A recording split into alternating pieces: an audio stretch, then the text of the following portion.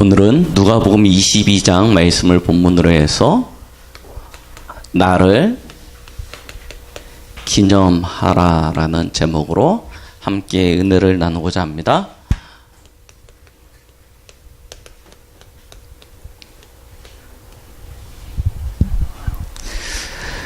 성경은 긴 시간을 통하여 수없이 많은 저자들을 손길을 통해 기록되어진 책입니다.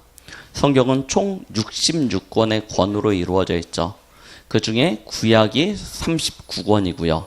신약이 27권입니다. 총 66권의 책으로 기록되어진 이 성경에서 가장 중요하게 말하고 있는 내용이 무엇이냐면, 하나의 단어로 딱 설명을 한다면 그리스도라는 것입니다. 우리가 많이 들었습니다. 그리스도, 예수 그리스도. 도대체 그리스도가 무엇이기에 성경에서는 이처럼 그리스도를 강조하고 있을까요? 구약은 이 그리스도가 오실 것에 대한 예언이죠. 그리고 신약 27권은 이 그리스도가 이 땅에 오셨음에 대한 증거를 말하고 계십니다. 왜 예수 그리스도를 예언하였고 예수 그리스도가 이 땅에 오신 것을 증거하여야만 했습니까? 우리는 거기에 대한 답, 결론을 가져야 될 것입니다. 이 답과 결론이 우리에게 주어지지 않는다면 사실은 우리가 믿는 믿음이 헛된 것이 되어집니다. 열심히 신앙생활하면서 시간을 들이고 물질을 들이고 우리의 몸을 통해서 헌신을 하지만 예수가 그리스도가 되셨다는 이 사실에 대한 결론이 없으면 우리는 절에 가는 거나 성당에 가는 거나 아니면 저 모스크에 가서 다른 이름을 가진 신들에게 예배를 드리는 것과 별 상관없는 그런 모습들이 되어질 것입니다. 그런데요, 우리가 진짜 예수 그리스도로 인생에 대한 답과 결론을 가지게 되어지면요, 우리에게는 세상이 알 수도 없고 세상이 감당할 수도 없는 힘이 생깁니다. 그 힘을 통해서 뭐 합니까? 세상을 다스리고 정복하는 것입니다.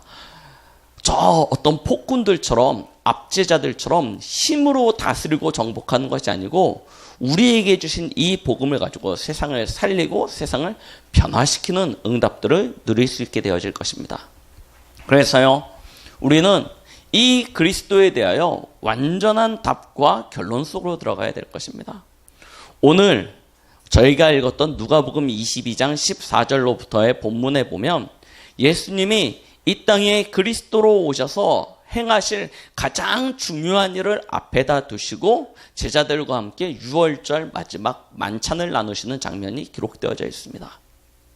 예수님이 떡을 가지사, 우리나라 말로 되니까 떡이죠. 빵이겠죠. 빵을 가지시고 그것을 떼어서 제자들에게 주시면서 이것은 너희를 위하여 주는 나의 몸이라고 이야기하셨습니다. 그 떡을 먹고 난 이후에 잔을 돌리시면서 그 잔에 포도주를 채워주면서 이것은 너희를 위하여 흘리는 내 피다. 이 피를 통하여 새로운 언약을 너와 나 사이에 세우겠다라고 이야기하십니다. 그러면서 하시는 얘기가 이것을 너희는 기념하라고 얘기하십니다. 고린도전서에 보니까 이것을 다시 주님이 오시는 그날까지 행하라고 얘기하십니다. 왜 그렇습니까? 이 성찬 예식, 이 성만찬을 통하여 우리에게 예수님이 그리스도 되심을 알려주시는 것입니다. 이것이 아니고선 이 땅에 찾아오는 문제를 해결할 수 없기 때문입니다. 이 땅의 진정한 문제가 무엇이라고 생각하십니까? 어떤 사람은 돈이 문제라고 하고, 어떤 사람은 건강이 문제라고, 어떤 사람은 너무나 생태계가 파괴되어지는 것이 문제라고, 어떤 사람은 제도적인 문제라고 하고요. 여러 가지 문제에 대한 원인들을 이야기합니다. 그런데요, 성경을 보니까요, 진짜 원인이 무엇인지에 대하여 이야기하고 있습니다. 그것이 무엇입니까? 우리도 알지 못하는 존재가 있습니다. 그 이름을 사탄이라고 얘기합니다. 또 다른 이름으로 성경에서 마귀라고 이야기하기도 하죠. 이 사단 마귀에게 모든 영혼들이 잡혀 있는 것입니다. 여기서부터 인생의 진정한 문제가 시작되어졌습니다. 전 세계 문제가 어디서부터 시작되어졌습니까? 여기서부터 시작되어진 것입니다. 왜 사단에게 영혼이 사로잡혔습니까? 원래 하나님이 인간을 창조하셨을 때는 그렇지 않았습니다. 창세기 1장 27절에 보니 하나님이 온 세상 만물을 하나님의 그 권능으로 창조하셨습니다.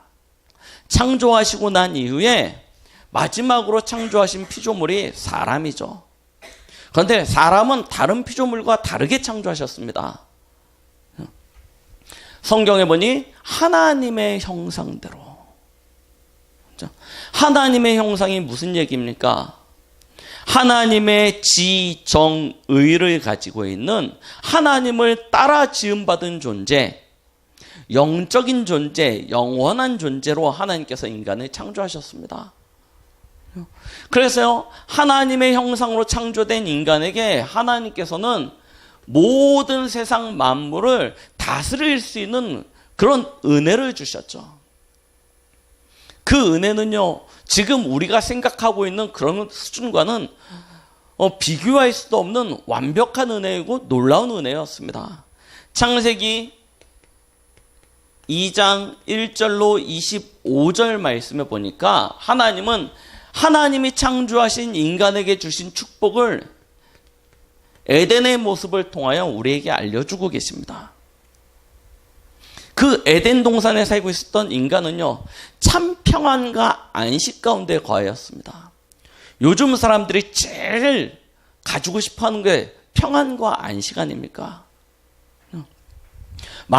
마음과 생각이 늘 복잡하고 분주하고 그 마음과 생각 속에 스트레스가 있다 보니요, 요즘 사람들은 잠드는 것 자체를 힘들어하는 시대가 되어졌습니다.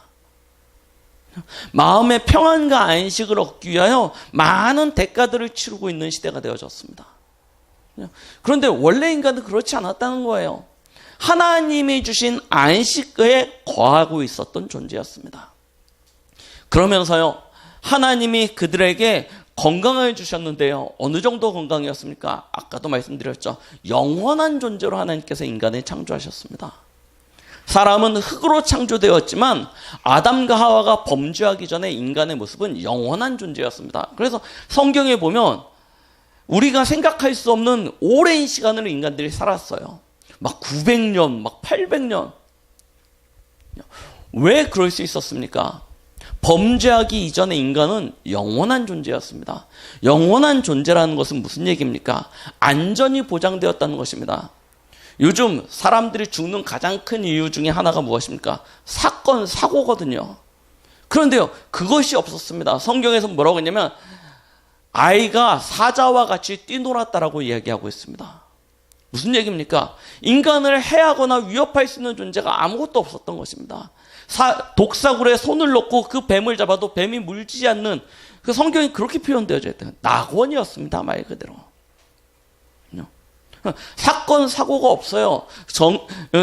마음과 생각은 스트레스 받을 일이 없습니다. 먹고 사는 것은 하나님이 보장해 주셨습니다.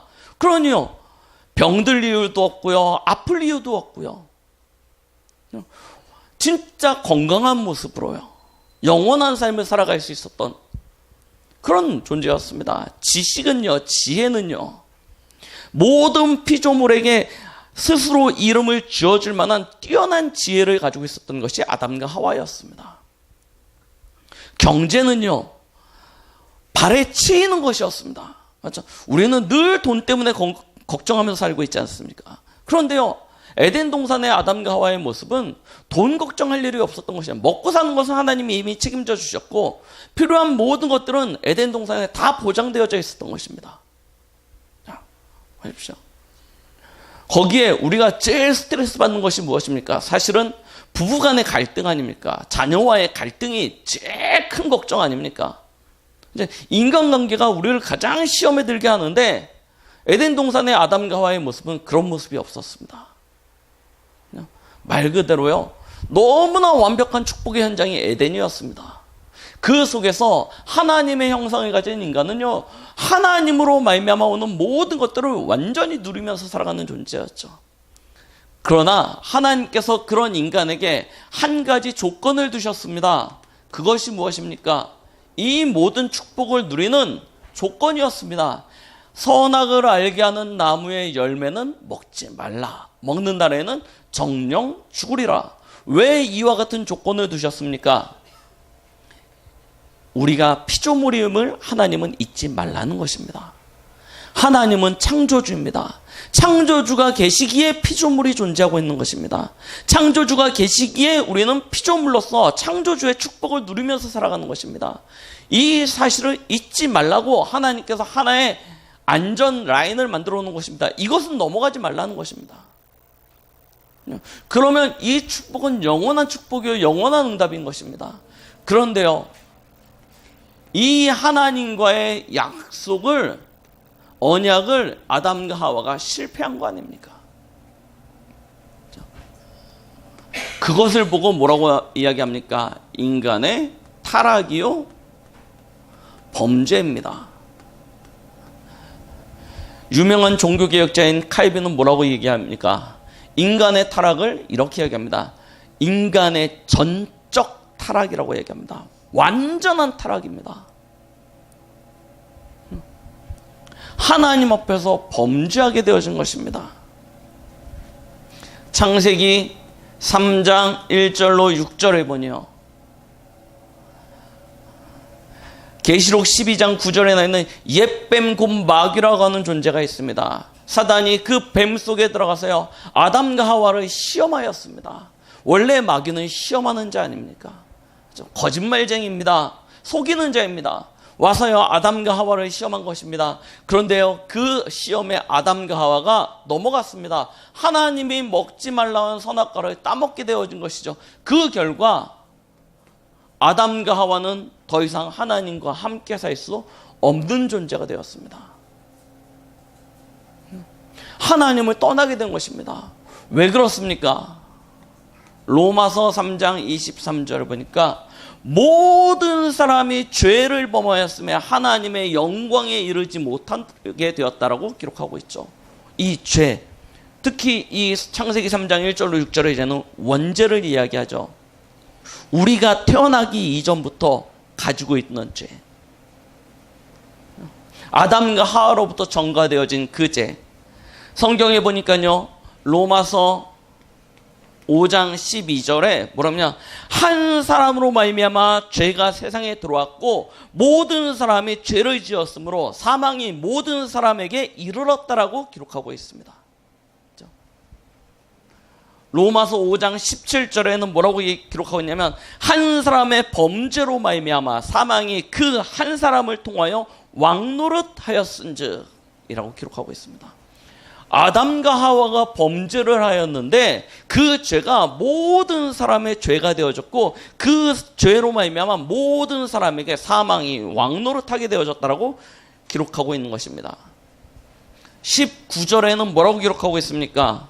한 사람이 순종하지 아니함으로 많은 사람이 죄인이 된 것 같이. 왜 아담과 하와가 범죄하였는데 우리가 이와 같은 죄인이 됩니까? 인류의 조상이었던 아담은 인간을 대표하는 자로 하나님과 언약 관계를 맺게 되어진 것입니다. 그 언약 안에 있으면 하나님이 주신 참된 축복을 누리게 되어지지만 그 언약에 실패하면 그 죄로 말미암아 모든 사람이 사망에 이르게 되어진다는 것이 언약의 내용이었던 것입니다. 그 언약의 약속의 그 결과로 말미암아 인간은요, 하나님을 떠나게 되어져서 죄와 사망의 종노릇하게 되어지고요. 더 나아가서는 요한복음 8장 44절 너희 아비 마귀라고 이야기하고 있습니다. 마귀의 자녀가 되게 되어진 것입니다. 자, 인간의 범죄의 결과입니다. 인간의 범죄의 끝입니다. 성경의 로마서 3장 10절 말씀은 뭐라고 이야기하냐? 의인은 없나니 한 사람도 없다라고 기록하고 있습니다. 하나님을 알 수도 없고 하나님을 찾을 수도 없는 상태가 되어진 것입니다. 이것이 타락한 범죄한 인간의 모습입니다. 자, 마귀의 자녀가 되었습니다. 마귀는요, 도둑놈입니다. 강도요, 살인자입니다. 거짓을 말할 때마다 제 것으로 말합니다. 이 마귀가요, 우리를 하나의 틀 속에 가두어 버렸습니다. 그걸 세상에서는 뭐라고 얘기합니까? 운명과 팔자라고 이야기합니다. 그래서요, 우리가요, 무속인 집에, 가짜 무속인 말고요, 진짜 제대로 된 무속인들한테 가서요, 사주팔자를 딱 보면요, 이게요, 정확하게 우리의 과거, 현재, 미래가 나옵니다. 운명과 팔자에 딱 갇혀질 때 벗어날 수 있느냐? 벗어나지 못하는 상태로 딱 가둬져 있어요.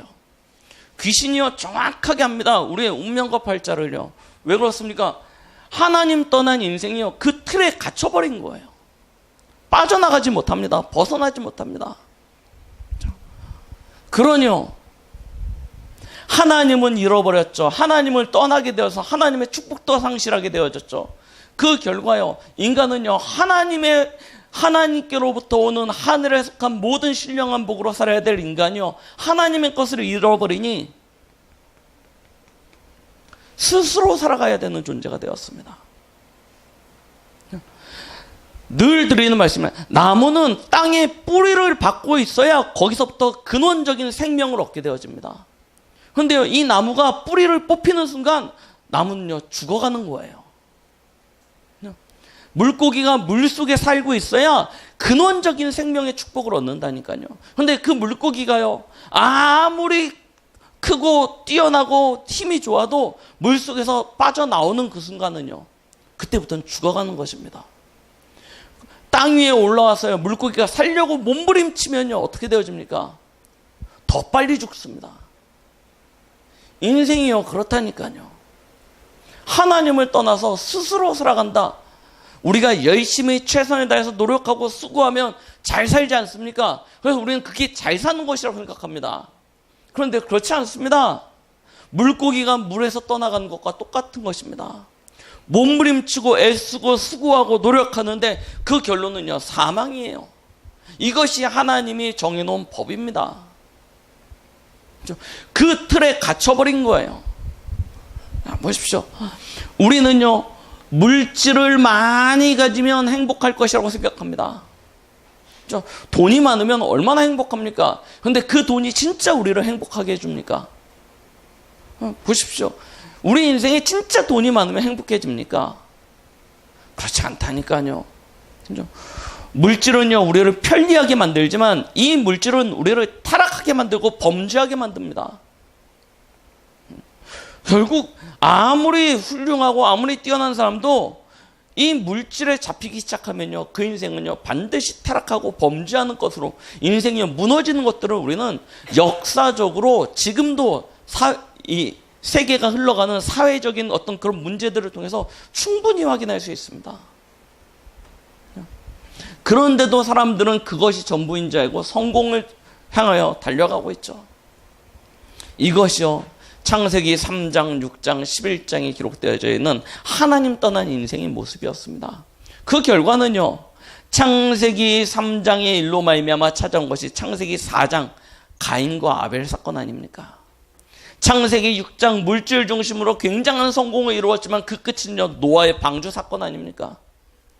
어마어마한 사회적 발전을 이루고 성공을 하기 위해서 바벨탑을 쌓았지만 그 끝은요, 창세기 11장 무너지는 것입니다. 보십시오. 이것이 하나님 떠난 인생의 모습이라니까요. 자, 아무리 노력하고 애쓰고 수고해도 참된 평안도 안식도 어떤 일에 대한 참된 성취감도 누리지 못합니다. 마음속에요, 높이 올라가면 올라갈수록 외롭고 두려워집니다. 언제 여기서 떨어질지 추락할지 몰라서 두려움에 사로잡히게 되어집니다. 그러니요, 자신이 갖고 있는 그 한계, 그것을 극복하기 위해 사람들은 찾아가게 되는 거예요. 우리나라의 하나의 이 무속, 이 점수를 통해서 움직여지는 경제가 3조 원 정도 된다면 3조. 그냥 보십시오. 어마어마한 경제가 여기서 움직여진다니까요.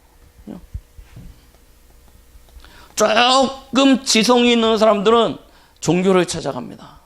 그런데요, 같은 모습이에요.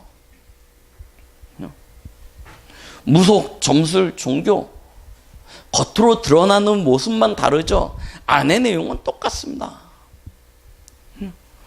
그래서요, 절에 열심히 다니는 사람도, 교회에 열심히 다니는 사람도, 성당에 열심히 다니는 사람도 결국은요, 끝이요 똑같아져요.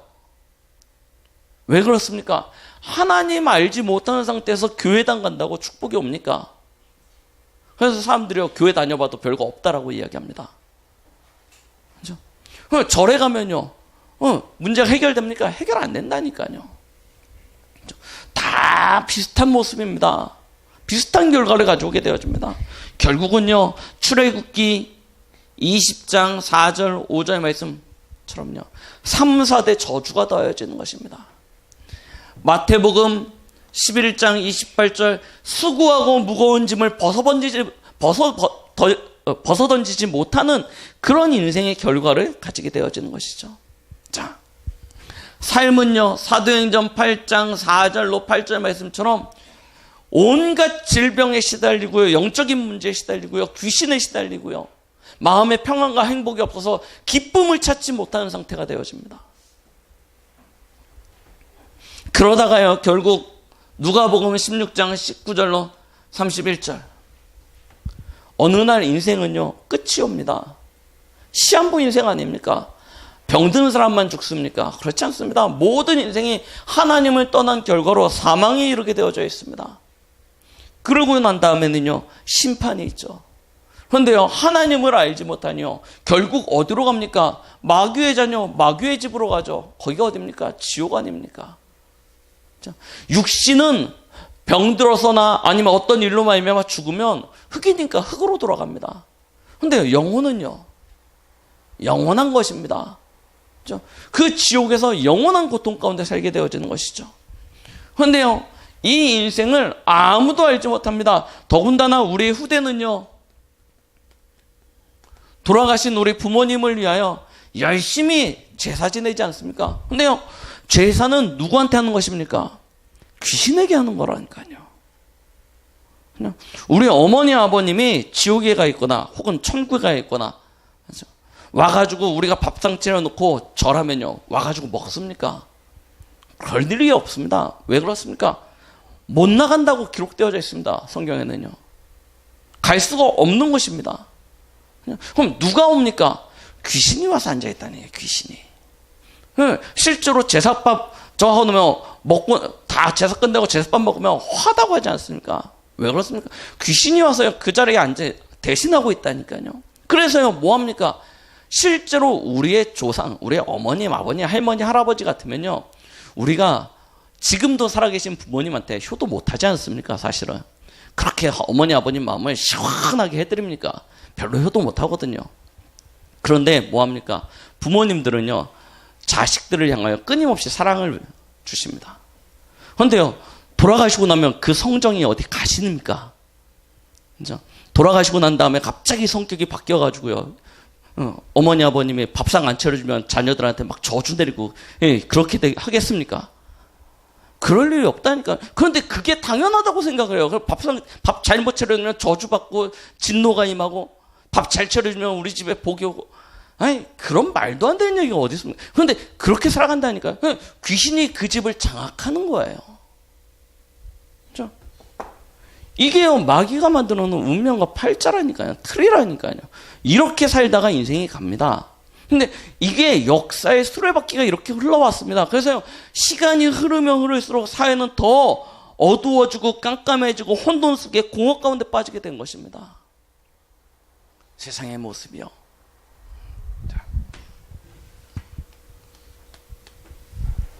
이런 세상을 하나님께서 구원하시기 위하여 우리에게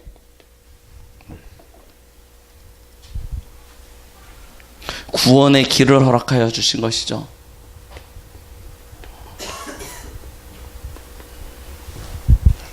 오늘 본문에 보니까요, 너희를 위하여 주는 내 몸이라고 이야기하셨습니다. 왜 예수님이 이 땅에 구원자로 오셨어야만 한 것입니까? 이 인생의 이 문제를 사람의 힘으로는 도저히 해결할 수 없기 때문입니다. 그걸 아시고 하나님은 처음부터 창세기 3장 15절 여자의 후손이란 약속을 주셨습니다. 아담과 하와가 범죄하자마자 여자의 후손을 약속하시고 그 여자의 후손이 와서 너를 속이고 너를 멸망시키고 너를 저 죄악 가운데 저주 가운데로 끌고 들어간 사단의 머리를 박살낼 것이라고 약속하신 것입니다. 이 그리스도가 얼마나 중요한지요. 이 여자의 후손 곧 메시아 아닙니까? 우리가 핸델의 메시아라는 음악을 통해서 잘 알고 있는 이 단어 메시아요. 구원자라는 뜻 아닙니까? 이 구원자가 왜 얼마나 중요한지요. 이 언약이 얼마나 중요한지요. 아브라함은 창세기 12장 1절에 이 언약 하나 붙잡았는데요. 저 죄악의 땅, 저주의 땅, 멸망의 땅 갈대아우르 에서 빠져나와서요. 하나님이 약속하신 축복의 땅에 이르는 그런 응답을 받게 되어집니다. 출애굽기 3장 18절에요. 이스라엘이 애굽이라는 강대국에 400년 동안 노예되어져 있을 그때요. 하나님은요. 희생제사, 이 피제사, 유월절 어린 양의 피, 이 언약 하나 회복하게 하시고 그들을 저 애굽에서 건져내신 것을 우리는 보게 되어집니다. 이사야 7장 14절 보십시오. 이스라엘이 또 망했다니까요. 바벨론에 의해서 완전히 멸망당해서 바벨론에 70년 동안 포로되어져 있는데요. 하나님이 주신 답이 무엇이냐면 보라 처녀가 잉태하여 아들 낳으리니 그 이름을 임마누엘이라 하리라. 이 메시아 언약을 주시고 그 언약을 회복한 자들을 통해서 이스라엘을 다시 바벨론하게 하는 그런 응답을 주십니다. 또 망했습니다. 로마의 속국이 돼가지고 완전 멸망한 그때요. 예수님이 이 땅에 그리스도로 오셨어요. 모든 문제를 끝내시고 이 언약 잡은 이들을 통하여 나라는 멸망해서 사라졌지만 이 복음은요 오히려 거꾸로요. 250년 만에 로마를 복음화하는 그런 응답을 허락하여 주십니다. 온 땅이 흑암 가운데 어둠 가운데 덮였습니다. 그 시대를 중세시대라고 얘기하지 않습니까? 로마서 1장 16절로 17절 한 사람입니다. 루터 한 사람이 이 그리스도 언약, 이 피 언약, 이 메시아 언약 딱 붙잡았는데요. 어떻게 됩니까? 중세시대를 탈출하게 되어지는 그런 응답을 누리게 되어집니다. 여자의 후손 메시아, 이 언약이 얼마나 중요한지요. 우리는 그냥 무심코 창세기를 신화처럼 전설처럼 읽고 넘어가는데요. 하나님은 이 가운데 언약 잡은 한 사람 한 사람을 통해서 이스라엘과 온 세계 인류의 역사를 바꾸는 것들을 우리는 확인할 수 있게 되어집니다. 왜 그렇습니까? 왜 여자의 후손이고 왜 메시아여야 합니까? 그분이 이 땅에 오셨습니다. 그 이름이 무엇이냐? 예수입니다. 예수는 이는 그가 자기 백성을 저희 죄에서 구원할 자, 구원자라는 뜻이죠. 그분이 이 땅에 오셔서 그리스도가 되어주셨습니다. 그리스도는 기름 부음 받은 자라는 뜻입니다. 예수님이 이 땅에 오셔서 이루신 그 일을 나타내는 단어이죠. 자, 예수 그리스도가 왜 중요합니까? 요한복음 1장 1절로 11절입니다. 모든 사람이 죄를 범하여서 하나님을 알 수도 없고 하나님을 만날 수도 없는 상태, 하나님께 갈 수 없는 상태, 죄의 문제를 해결할 수 없고 사단의 문제를 해결할 수 없는 이 인생의 근본 문제, 사람의 힘으로는 도저히 빠져나올 수 없는 것입니다. 선행이요, 세상을 조금 밝게 해줄 수는 있습니다. 그런데요, 그 선행으로는 죄와 사단을 이기지 못합니다. 그렇죠? 과학을 열심히 발전시키면요, 모르겠습니다. 나중에 태양계를 벗어나서 어떤 우주 끝까지 여행은 갈 수 있을지 모르지만 과학을 가지고는 하나님을 만날 수는 없습니다. 돈이요 많이 있으면 못할 일이 없습니다. 그런데 이 돈 가지고 해결 안 되는 문제가 있다니까요. 그것이 바로 영적인 문제입니다. 사람은요 이 문제를 해결할 수 없는 거예요. 그래서 하나님이 사람의 몸을 입고 이 땅에 오셨지 않습니까? 그분이 예수님 아니십니까? 이 예수님은 요한복음 1장 29절 여자의 후손 그 하나님의 어린 양으로 이 땅에 오셨다라고 기록하고 있습니다. 사람은 사람의 힘으로 해결할 수 없기에 로마서 3장 21절에 하나님께서 한 의를 우리에게 허락하여 주셨다고 얘기하고 계시죠. 로마서 3장 25절 말씀에는요, 하나님께서 이 어린 양의 피를 우리와 하나님 사이를 화목케 하는 화목 제물로 삼으셨다라고 이야기하고 계십니다. 그래서 세례 요한이 이야기한 거니까 예수님을 저 멀찍이 떨어져서 바라보시면서 하는 얘기가 보라 세상 죄를 짊어지고 가는 하나님의 어린 양이로다. 우리에게 한 의가 되어주시고 우리를 하나님과 사이를 화목케 하는 화목제물이 되어주신 것입니다. 어디서요? 요한복음 19장 30절 십자가에서요. 하나님이 사람의 몸을 입고 이 땅에 오셔서 영광과 찬송과 존귀를 받기에도 너무나 모자른데요. 조롱과 멸시와 천대를 받으시고요. 고난과 고통을 당하시고요. 십자가에서 물과 피를 흘려 죽기까지 하신 것입니다. 무엇 때문에요? 인간이 해결할 수 없는 인생의 이 문제를 해결하기 위하여. 이 사단의 올무와 사단이 만들어놓은 틀에 사로잡힌 우리 인생을 구원하시기 위하여 예수님이 이 땅에 오신 것입니다. 그분이 오셔서 행하신 일이 무엇입니까? 요한 1서 3장 8절 하나님의 아들이 나타나신 것은 마귀의 일을 멸하려 하심이라라고 얘기하고 계십니다. 그렇죠? 마귀의 일을 멸하려 하심이라. 그분이 오셔서 십자가에 죽으시고 부활하심으로 말미암아 우리를 죄와 사망의 법에서 생명의 성령의 법으로 건지셨다라고 얘기하고 계십니다.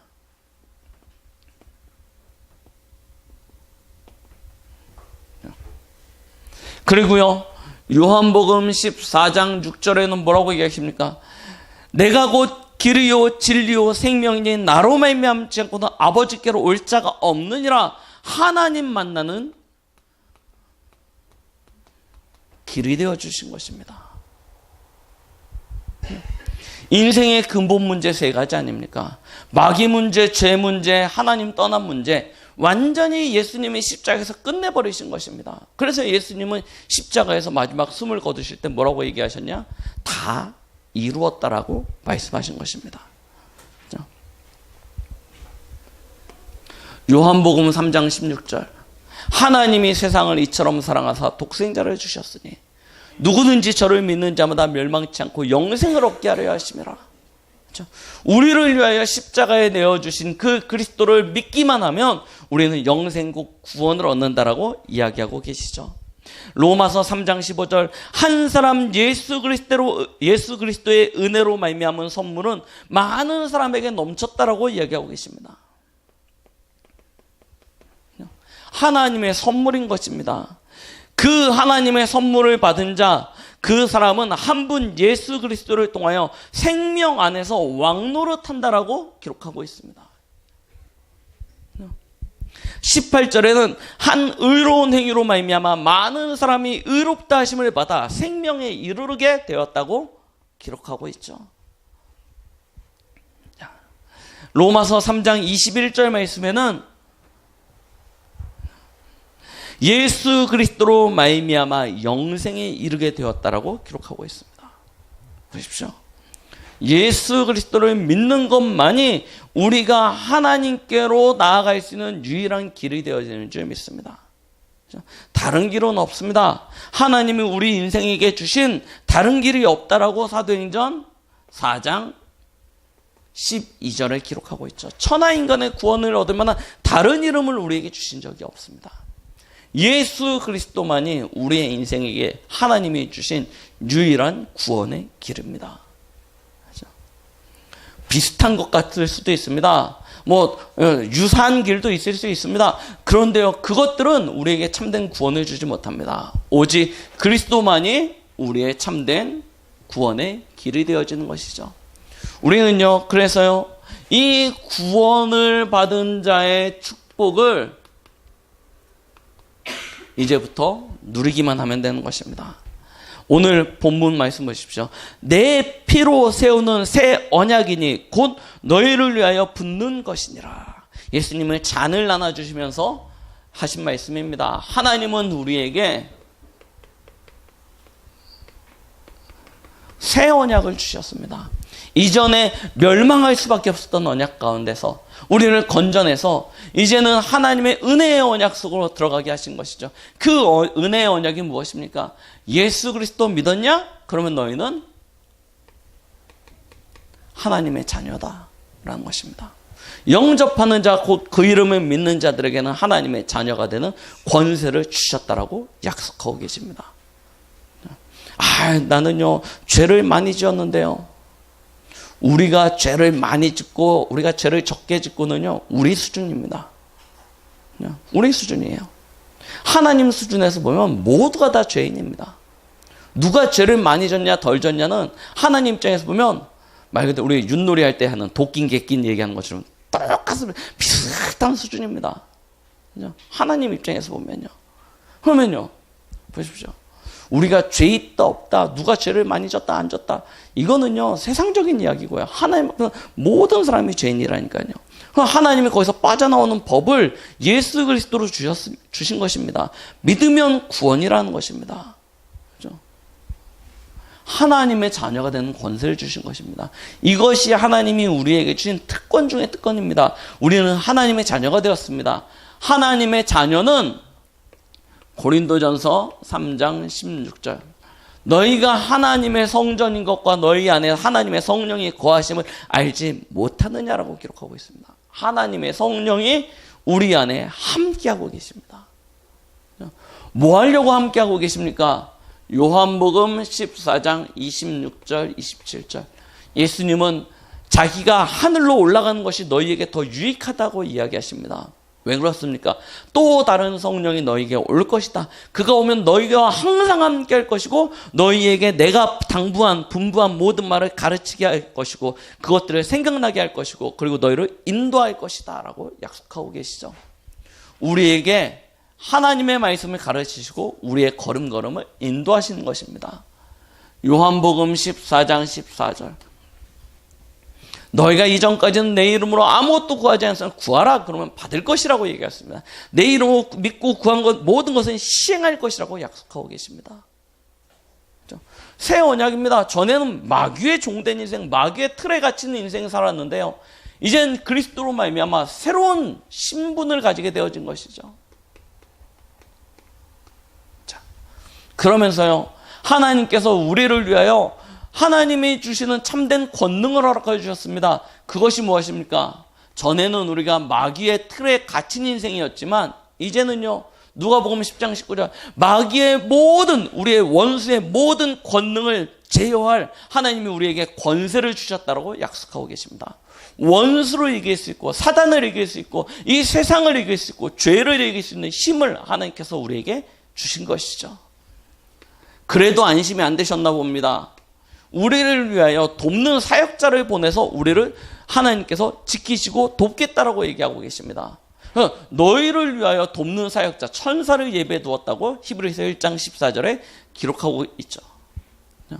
자, 그러면서 하나님이 우리에게 주신 축복이 무엇입니까? 빌립보서 3장 20절입니다. 우리의 시민권입니다. 예수 그리스도를 믿는 그 순간 우리의 시민권은 하늘로 보장되어져 있습니다. 그렇죠? 조금 죄 지으면 내 이러다 지옥 가면 어떡하지? 그럴 걱정하실 필요 없습니다. 이미 예수 그리스도를 믿는 순간 보장되어진 것입니다. 그리고 우리 안에서 하나님의 말씀을 가르치고 생각나게 하시고 우리를 인도하시는 하나님께서 우리를 죄의 길로, 악의 길로 행하도록 하나님께서 우리를 버려두지 않으실 것입니다. 그 하나님이 우리에게 사도행전 1장 8절 너희가 권능을 받으면 땅끝까지 이르러 내 증인이 될 것이라고 약속하고 계시죠. 이것이 우리에게 주신 새로운 권세입니다. 우리의 수준, 우리의 힘이 아닙니다.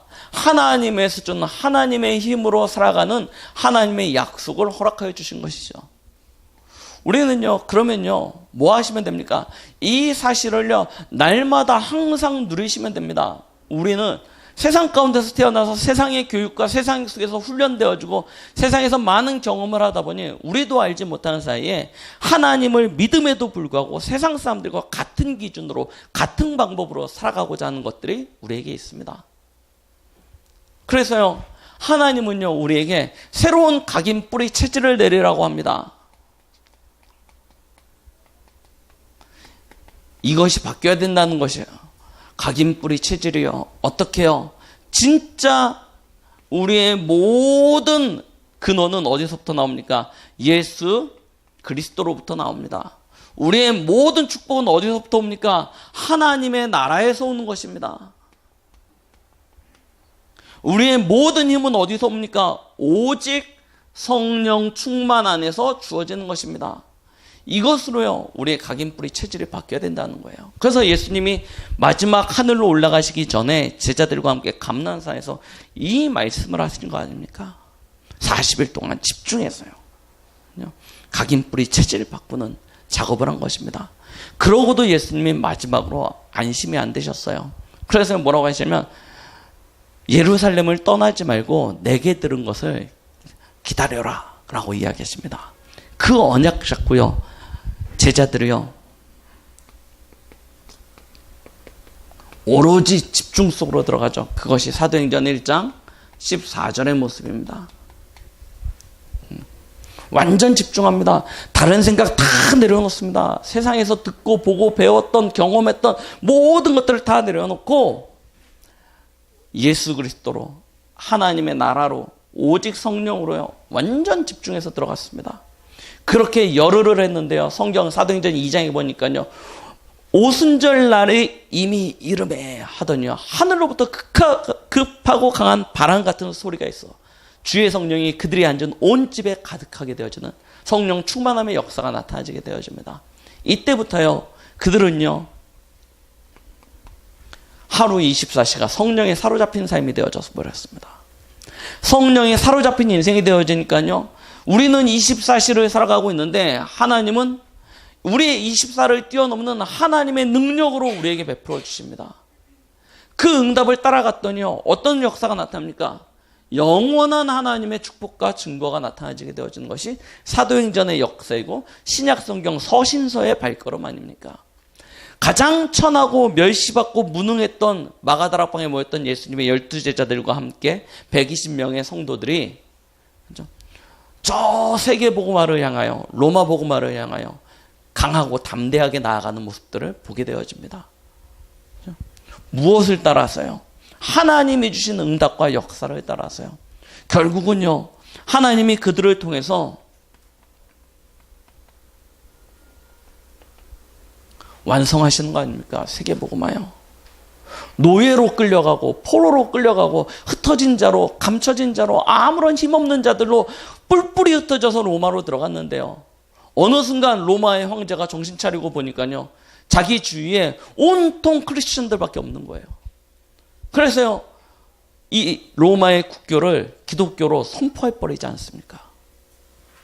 그렇게 하지 않으면 자기조차도 살아남을 수 없는 상태가 되어진 것입니다. 완벽한 응답 가운데요, 세계복음화의 축복을 누리게 되는 거 아닙니까? 보십시오. 그들이 대단한 힘이 있어서가 아닙니다. 그들은요, 무엇을 누린 것이냐? 하나님이 우리에게 주신 완전한 구원의 길 대신 예수 그리스도, 여기에 대한 확신이었습니다. 여기에 대한 확신을 가지고요, 그 안에서 하나님께서 우리에게 허락하신 새 언약, 이 사실을 누림으로 나아갔던 것입니다. 그렇죠? 세상은 그들을 핍박했습니다. 조롱했습니다. 멸시했습니다. 잡아 가두기도 하고 때리기도 하고요, 심지어 죽이기도 했습니다. 그런데요, 내게 받은 내가 가진 이 복음이 얼마나 가치 있고 얼마나 소중한 것인지 정확하게 알았기 때문에 그것들을 두려워하지 않고 그 길을 나아갔던 것들을 우리는 보게 되어집니다. 이번 주 우리는 고난주간을 겪게 되어집니다. 다음 주가 부활절기죠. 예수 그리스도의 죽으심과 부활을 우리가 기념하면서요, 그 언약을 집중하는 것입니다. 세상에 물들고 세상에 찌들어서요, 세상 가운데 허덕이면서 살아가는 인생이 아니고요, 진짜 성경에 기록되어져 있는 이 초대교회의 역사를 하나님은 지금도 우리 가운데서 행하고 계십니다. 이 응답을요, 우리의 현장 속에서 누리는 것입니다. 우리의 삶 속에서 응답으로 성취함을 누리고 가는 것입니다. 하나님께서는 우리의 이 작은 발걸음, 우리의 그 인생의 역사를 통해서 세계복음화의 큰 응답을 허락해 주실 줄 믿습니다. 오늘 우리가 예수 그리스도로 완전 결론 내릴 수 있는 축복의 한 주간이 되어지시기를 예수 그리스도의 이름으로 축원드리겠습니다. 기도하십니다. 하나님 아버지 감사드립니다. 누가복음 22장, 예수님은 마지막 제자들과 십자가에 잡히시기 전에 만찬을 나누시면서 떡을 나누시고 잔을 나누시며 나를 기념하라 하였습니다. 우리가 부활절기를 앞두고 이 한 주간, 고난의 주간, 우리를 위하여 십자가에 죽으시고 부활하신 예수 그리스도를 깊이 생각하며 하나님이 주시는 성령의 충만함 안에서 이 세상을 살리는 참된 축복을 누리게 하여 주시옵소서. 예수 그리스도의 이름으로 기도드렸습니다. 아멘.